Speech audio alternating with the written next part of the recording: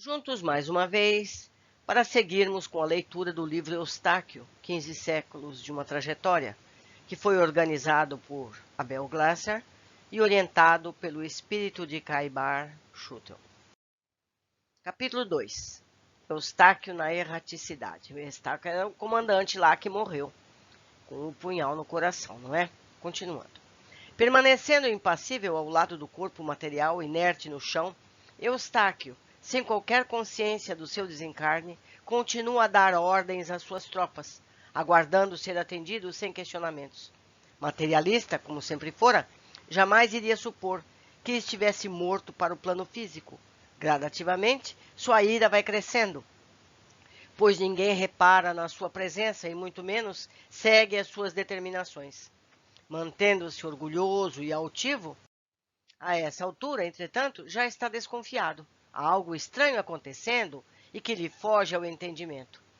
O general dos francos, em desesperada atitude, começa a gritar, sentindo-se desprestigiado por seus comandados, uma vez que ninguém lhe cumpre as ordens.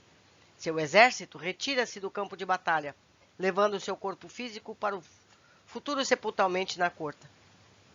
Permanece sozinho, incrédulo, passa a fixar sua visão, ainda turva, para todos os lados. Percebe a presença de muitos corpos caídos e de uma tênue névoa cinzenta formando um escudo por cima da planície.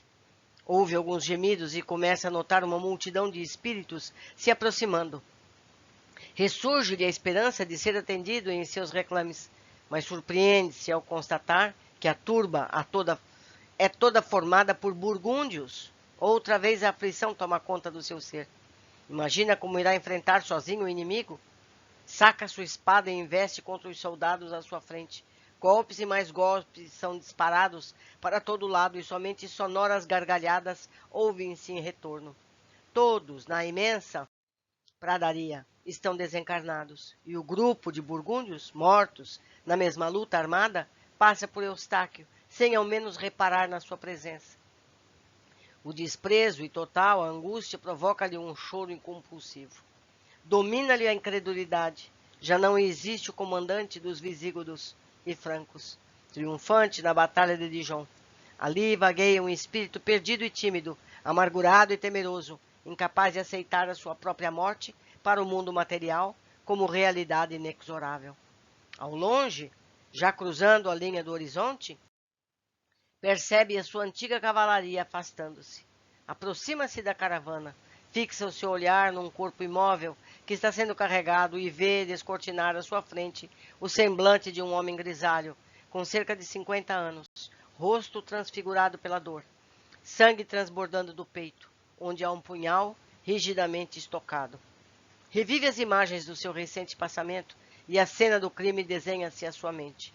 Está diante do próprio cadáver. Um urro imenso ecoa sobre a pradaria, dispando uma sensação de desequilíbrio e inquietação por todos os lados. Eustáquio cai de joelhos e agoniza. Permanece nessa posição por um longo tempo, até que resolve erguer-se e buscar uma explicação racional para as sensações que está vivenciando. Afinal, no seu entendimento, para tudo existe uma lógica inafastável. Levanta-se e começa a escolher a direção que deve seguir quando algumas entidades lhe surgem à frente. Como vai, Eustáquio? Ou devo dizer general? Indaga uma figura horrenda, vestida com negra armadura, irradiando olhos de fogo e movimentando deformadas mãos ao segurar uma enorme lança prateada. Sem que haja qualquer resposta, mas somente inquietação, a monstruosa figura prossegue. Sim, meu caro amigo, tu não estás mais no mundo dos vivos, numa posição que tanto admiravas. Agora pertences a mim e ao meu grupo de seguidores. Tu te lembras dos nossos acordos do passado? Oh, certamente que sim. Desejei ter o prazer inenarrável de decepcionar-te quando tornasse a pátria espiritual. Aqui estou. Não me agradeces? Recobrando os sentidos que havia perdido por alguns segundos, tamanha força e emoção de vislumbrar à sua frente o Cavaleiro Negro, um personagem marcante em muitos dos seus pesadelos, figura que tanto o inspirou em sua jornada belicosa, profere. Não é possível. Tudo não passa de uma cruel brincadeira de muito mau gosto. Exijo retornar ao meu castelo. Devo apresentar-me imediatamente ao rei. Ordeno-te que cesse por completo sua encenação, ó vil criatura. Eustáquio mantém-se altivo e inatingível. Sente que não deve perder o controle diante de tão bizarra situação. Entretanto, torna a ser questionado pelo espírito à sua frente. Ora, Eustáquio, deixes a tua empáfia de lado, pois já não és o general que comanda o exército, e não passas de um medíocre ser inferior que deverá, daqui por diante, agir sob meu comando. Reconheças, meu caro, que teus dias de glória terminaram. Não te resta outra alternativa senão obedecer-me. Caso não queira seguir-me, farei questão de comprovar-te, da pior forma possível, que morreste para o teu mundo. O que escolhes? Cego para a realidade, fadado a não entender o inexplicável mistério da sua própria existência, e agora descontrolado, Eustáquio permanece impassível, repetindo reiteradamente o seu comando interior. A criatura de negro, sem perder tempo, ordena aos seus asseclas: segurem-no e levem-no daqui. Vocês bem sabem para onde desejo que ele siga. Longe dali, desponta um majestoso castelo, estacionado às margens de um lago de águas cristalinas e emoldurado numa vegetação abundante, cujas torres centrais parecem servir de liame entre o céu e a terra. Imensa planície contorna a sede do governo dos francos, e apenas uma estrada recorta a relva mansa e rasteira que alfombra, deslumbrante, todo o cenário. Do alto de uma das torres soa uma trombeta anunciando o regresso das tropas vitoriosas. Em uma das principais salas, impaciente, está o rei Clovis, sequioso por informações. Disseram-me os infelizes mensageiros do reino que sucumbiu na batalha de Dijon o meu dileto general Eustáquio. Impossível. Um valente e nobre cavaleiro não iria permitir tamanha vergonha, especialmente por ter sido alvejado pelas mãos indignas de um insolente e medíocre burgúndio. Inanias, quer dizer, debilidade, são boatas em meus domínios. Exijo a verdade. Um murro na mesa ecoa por toda a fortaleza, e suas paredes parecem tremer ante a fúria incontida do soberano. As tochas dos corredores movimentam suas chamas ao mesmo compasso da variação de humor do rei, e começa a calcinar o teto do castelo, tamanha é a ira do majestoso Clovis. Inúmeros serviçais saem às pressas do palácio e vão ao encontro do exército, que se aproxima de regresso. E à frente dos homens de confiança do soberano está Visconde de Arquibaldo. Quem é o responsável pelas tropas? Eu trago ordens do conde de Manefé, auxiliar direto de sua majestade o rei Clovis. Sou eu, senhor Visconde. Muito bem. Determine a todos os seus homens que a morte do general Eustáquio não deve ser divulgada como se fosse fruto de um ato de traição de um prisioneiro inimigo. O inconformismo do rei com tal situação já chegou ao limite. Portanto, achamos correto conceder ao comandante do exército vitorioso um funeral digno de um combatente prestigiado por sua majestade. Os mensageiros que trouxeram a notícia do ataque foram imprudentes, irritando o nosso soberano. A partir de agora, para todos os efeitos, o general Eustáquio morreu em batalha, glorificando a sua nação. Está bem claro? Nenhuma palavra deverá ser proferida a respeito do vil ataque por ele sofrido. Mas isso não é verdade. O general foi assassinado em razão de sua desmedida arrogância e pelo sadismo com que buscava exterminar o inimigo.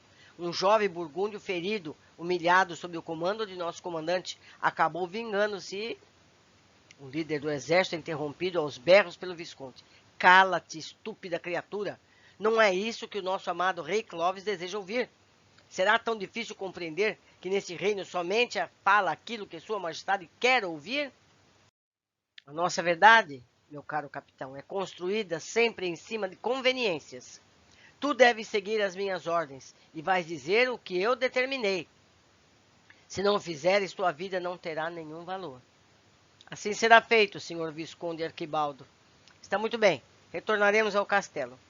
Na mesma sala, Clovis está aguardando. Enquanto isso, remexe sem parar os papéis que tem à sua frente, referente aos planos traçados para a batalha vencida em Dijon. Com uma expressão soturna, mais firme, o rei recebe um mensageiro. Majestade, o comandante das tropas reais, capitão Trudeau, deseja vê-lo. Mande-o entrar, responde o soberano, colocando-se imediatamente em pé. Rendo minhas homenagens ao augusto rei dos francos, nobre dos nobres, paladino da justiça, imagem do império. Cala-te, gritou o rei. Chega de homenagens inúteis. Quero notícias de Eustáquio, o meu general, pois a batalha já sei que venci. Narrando toda a versão preparada pelos assessores do soberano, o comandante afirma que Eustáquio pereceu no campo de batalha, empunhando a bandeira do reino dos francos. Trata-se, no meu entender, de um verdadeiro herói.